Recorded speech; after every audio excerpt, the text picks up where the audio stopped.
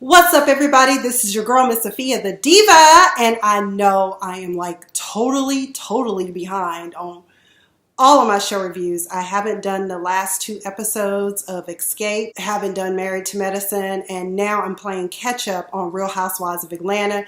This review of episode 3 of season 10 will be brief because there's just a few things I wanted to highlight, and I don't know, I'm just anal like that. Like if I start doing something, I just want to have 1, 2, 3, 4 done. So this will be brief, at least under 10 minutes, that's for sure. This particular episode is titled Chateau Get Down. This was the day of Sheree Whitfield's mother's, Thelma, 70th birthday party. And of course, this party was lit in more ways than one.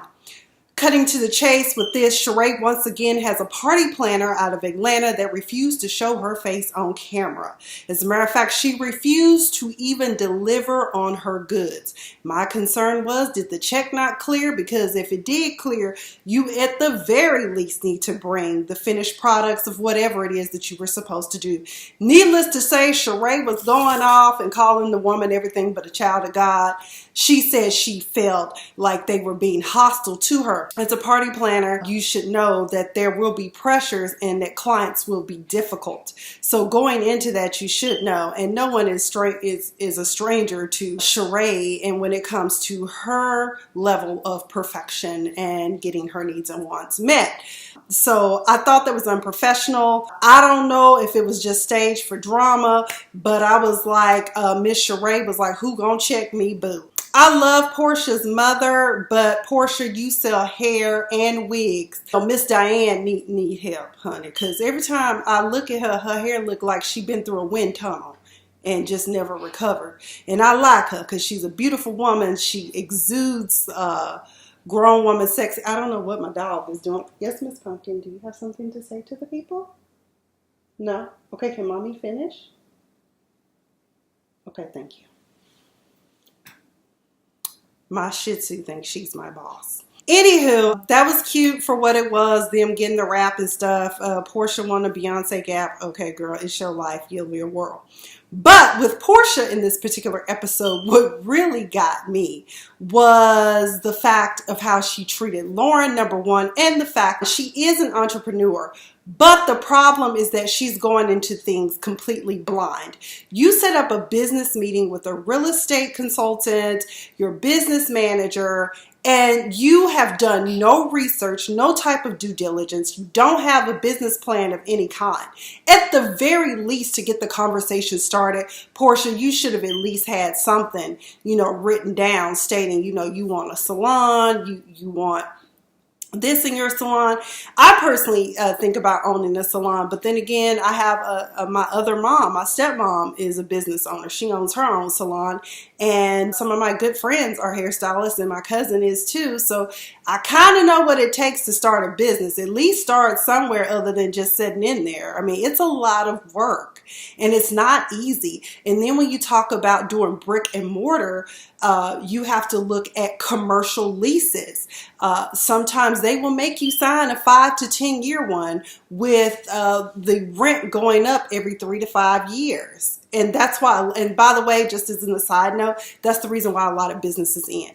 But Lauren, baby, you need to get a new plan other than trying to work with Portia. Anyone who is going to pay you only 85% is going to take 85% and leave you with 15%. That's not business. That's a ripoff. Okay, that's a con. So I do feel some type of way. I do think that Portia is starting to really show, because I've always liked Portia despite some of the stuff that she's done. But I'm just like, girl, you can't talk to your sister like that. You can't take advantage of her like that.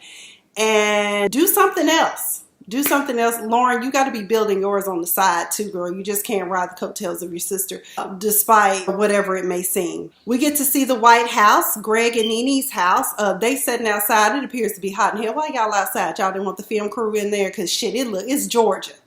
I've been to Georgia. It's hot as hell. Okay. Greg has not been feeling well. Nene said What would I do without Greg around? She said, who gonna cut the grass and clean the pool? I would hope that by now y'all done hired some groundskeeper to take care of all of that you got. Of course, later on in this episode, we see that Greg really is sick. He's having hard trouble. He ended up in the hospital. Meanwhile, Nene is kind of out doing her own thing, but we later on learned that Greg told her to go out and have a good time and he would be okay.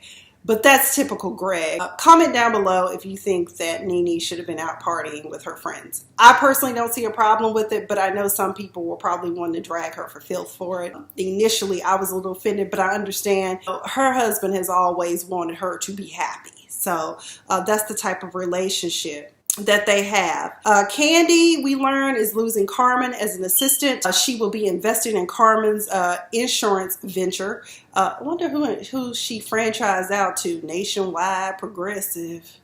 Well, I know State Farm and Farmers are always sending me emails to like be an agent. I'm like, nah, I'm good. I'm real good. Although it's a lucrative career to be in insurance, maybe I should consider that shit. I might make more money doing that.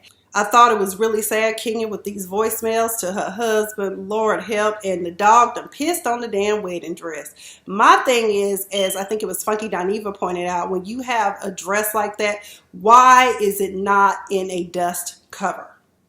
You know, the zip-up bags you get from the bridal store. Or you can go down to IKEA and get you a dust bag, too, for under $6. As a matter of fact, they come in packs of 2s and 3s. I'm just saying. So King pissed off at you because he don't like his new daddy. When Kenya was talking to Cynthia about her relationship, she was saying how her husband and her be doing it every damn day, how she need ice packs for her cookie.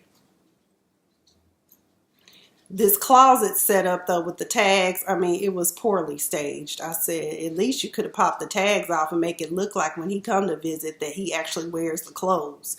Kenya trying to leave a voicemail, that was just sad and pathetic. I'm kind of all over the place at this point, but let's just say that Kenya might be married, she might not be, I don't know. I really don't care what the woman do. I don't know. Pop the tags next time. Pop the tags, because make us believe it, Kenya. Also with Candy, she says that she's paid out $60,000 in the Johnny Watkins saga. So this is costing her a pretty penny. What I don't understand is why Candy and Don Juan and all of them have to sit around and talk about Portia all the time. Let that shit go, Candy. I mean, they did it. Her and Phaedra conspired, and you look and you see how sad the tapings are of Portia. It's just her and her sister and her cousin, Tiffany. Help, Lord. We still trying to figure out why Portia doesn't want to go to Shamia, who has been a longtime friend of hers, wedding. I think in some ways, let's just be real, Portia's a little jealous.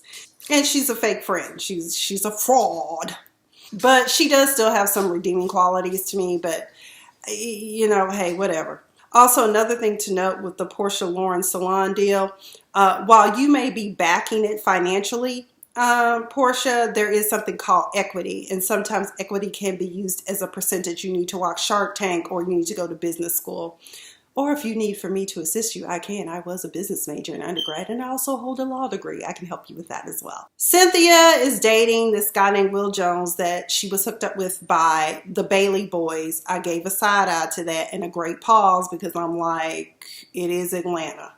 But Will seems to be on the straight and narrow and not on the DL. So I'm hoping that this works for Cynthia. There is an age difference of about 9 years, or 8 to 9 years, which is cool. It beats the heck out of dating someone that hasn't even hit 30. Party day comes, despite the chaos and the party planner not showing up. I think it turned out to be a great success. I thought everyone's outfits were cute. Mama seemed very pleased. Mama Thelma seemed very pleased and happy. The best part about it was the epic splits that Kenya did. I was like, the get down is real. That girl might be almost 50, but she still got it going on. Shit, I'm going to start working. I'm about to be 41. Let me see if I can do some splits.